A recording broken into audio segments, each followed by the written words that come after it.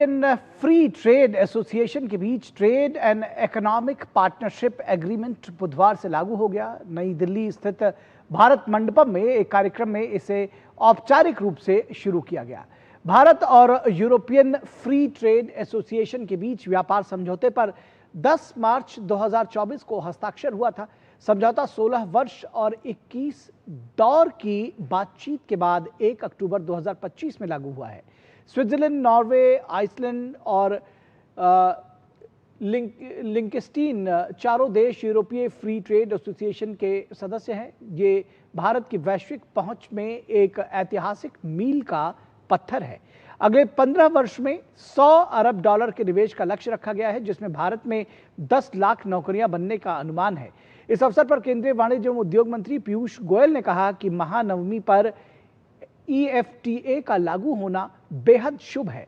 ये पहला समझौता है जिसमें निवेश प्रतिबद्धता है। उन्होंने कहा कि भारत और EFTA देशों के नवाचार मिलकर विशेष रूप से जियोथर्मल टेक्नोलॉजी में विश्व बाजार पर कब्जा कर सकते हैं। उन्होंने आगे कहा कि यह समझौता उन ढेर सारे कामों की शुरुआत मात्र है जो हम साथ साथ मिलकर कर सकते हैं। I'm delighted that the colleagues from the 4 EFTA nations have helped us, what I believe is not just another free trade agreement, but an agreement which defines trust. First agreement which will have an investment commitment to balance and make the two sides equitable and bring fairness to the arrangement between the two set of partners. और केंद्रीय वाणिज्य एवं उद्योग मंत्री पीयूष गोयल ने कहा कि यह समझौता व्यापार, निवेश और रोजगार के नए अवसर खोलेगा और देश में लोगों और व्यवसायों को लाभ मिलेगा। When we get together with your 4 nation EFTA grouping, we can truly bring in a lot of opportunities for you, your companies, and for Indian companies. There are areas in professions like nursing, accountancy, technology, artificial intelligence. There are areas in education, audiovisual services, culture, tourism, recreation. So many areas that we can capture together.